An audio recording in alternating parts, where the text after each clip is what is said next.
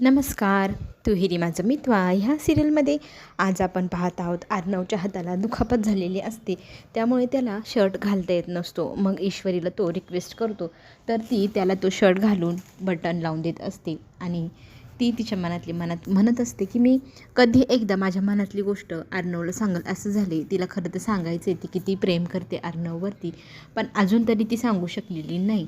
ह्याच गोष्टीत ती रमलेली आहे. इकडे अंजली रूममध्ये काम करत असते. त्याच वेळेला राजेशचा फोन वाजतो, तर तो फोन विसरून गेलेला असतो रूममध्ये. मग तिला काय करावं, सारखा फोन येत असतो, उचलू की नको म्हणून ती तो फोन उचलते. तर तिकडनं राकेश मला पैसे हवे अशी जोरात हाक येते आणि ती म्हणते तुम्ही कोण. तर तो म्हणू लागतो राकेशला सांग मला लवकरात लवकर पैसे हवे आहे असं म्हणून तो फोन ठेवून देतो. मग इथे ती विचार करते राकेश काय म्हणत असतील हे, यांचं नाव तर राजेश आहे ना. आता इथे तिला प्रश्न पडलेला आहे.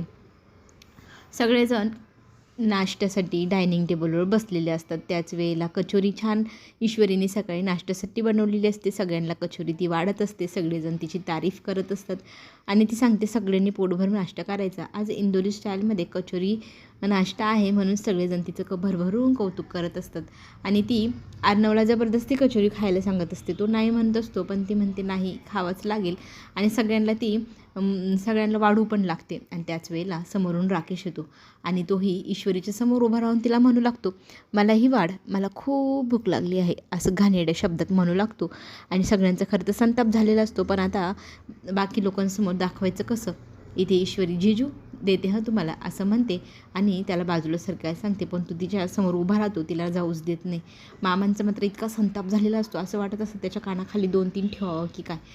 इथे मात्र ईश्वरी आपली प्रेमात पडली अर्णवच्या. तिचं सगळं लक्ष एकाच व्यक्तीकडे असतं. प्रेमात पडलेला व्यक्ती खरंच मूर्खासारखा वागतो, ही आता लक्षणे आपल्या ईश्वरीमध्ये पण दिसू लागलेली आहे. त्याच वेळेला ती सरबत वाढत असताना ते सरबत खाली सांडतं. अर्णव तिला स्टॉप करतो, पण तिचं लक्षच नसतं. खरं तर इथे सगळेजण तिला चिडवू लागतात, आम्ही समजू शकतो तुला असं म्हणवत.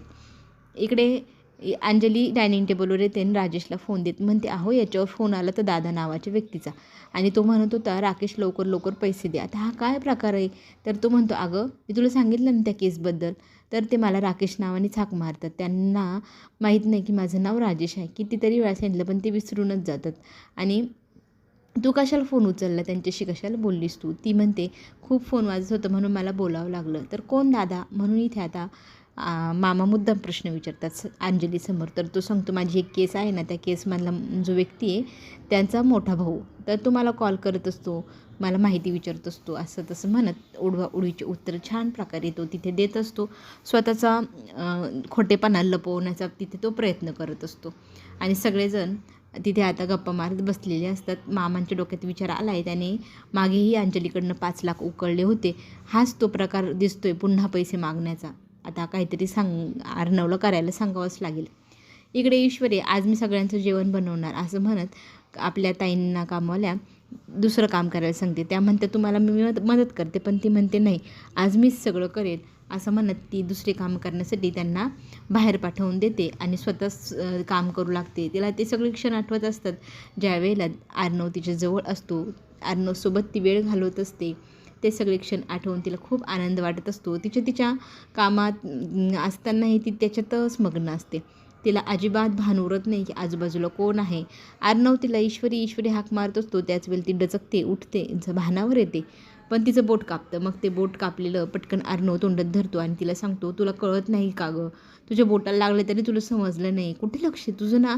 आजकाल ना कामात कशातच लक्ष लागत नाही. काही झालं आहे काय मला ते तरी सांग असं म्हणत तो तिला प्रश्न विचारतो. पण ती म्हणते अहो काही नाही झालेलं. मग तो तिला म्हणतो मग तू एवढी कशात मग्न होती बोट कापेपर्यंत. मग तिच्यासाठी तो औषध आणतो, तिच्या हाताला ते औषधही लावून देतो आणि तिला सांगतो की मला कॉफी मिळेल का. तर ती कॉफी बनवण्यासाठी किचनमध्ये जाते आणि कॉफी फक्त पाणी ठेवते भांड्यामध्ये आणि म्हणते बनवते तुमच्यासाठी कॉफी असं म्हणत एकटक त्याच्याकडे पाहत असते. आणि तो तिला म्हणतो तू कॉफी बनवत आहे, गॅस चालू केला आहे का. खरं सांगू का, तुझ्या मनात काहीतरी चाललं आहे ते तू जोपर्यंत सांगणार नाही तोपर्यंत तुझं कशातच लक्ष लागणार नाही. तर ती म्हणते, नाही हो तसं काही नाही, मी तुमच्यासाठी लगेच कॉफी बनवते, सॉरी सॉरी म्हणत. पण आता इथे अर्णव तिचं काहीच ऐकत नाही. तिच्या हाताला तो धरतो आणि बाजूला नेऊन उभं करतो आणि कामवाल्या ताईंना सांगतो की तुम्ही माझ्यासाठी कॉफी बनवा, तू आज किचनमध्ये कशालाच येऊ नको, असं आता सक्त ताकीद अर्णवने ईश्वरीला दिली आहे. आणि ती स्वतःशीच मनाशी हसते की हे सगळं फक्त अर्णव सरांमुळेच होत आहे. अर्णव मग इकडे त्याच्या ऑफिसचं काम करण्यासाठी आलेला असतो. तिथे मामा त्याची वाट पाहत असतात. खरं तर त्यांना आता हे सगळं सांगायची गरज आहे म्हणून ते सांगू लागतात की तू घरी नसताना राकेशने आपल्या अंजलीकडनं गुपचूप 5 लाख रुपये काढले, मी हे ऐकलं होतं, तुला सांगायचं विसरलो. आणि आता दादाचा जो विषय चालला आहे तोच दादा आहे बहुतेक. आता हा पुन्हा एकदा आपल्या अंजलीकडे पैसे मागणार. त्याच्या अगोदरच आपल्याला काहीतरी करावं लागेल, नाही तर तो तिच्याकडनं पैसे उकळण्यात माहीरच आहे, पैसे काढूनच घेईल तो. इकडे मात्र आता राकेश संतापलेला असतो. तो त्या दादाला फोन करून म्हणतो की तुम्ही माझ्या बायकोशी फोनवरती बोललाच का, तुम्हाला माहिती आहे ना बोलायचं नव्हतं. तर तो म्हणतो आहे मला काही सांगायचं नाही, 5 लाख रुपये दिले, मला माझी सगळी रक्कम एकदाची पूर्ण कर, मी कोणालाही फोन करणार नाही, कोणाच्या बायकोशीही बोलणार नाही.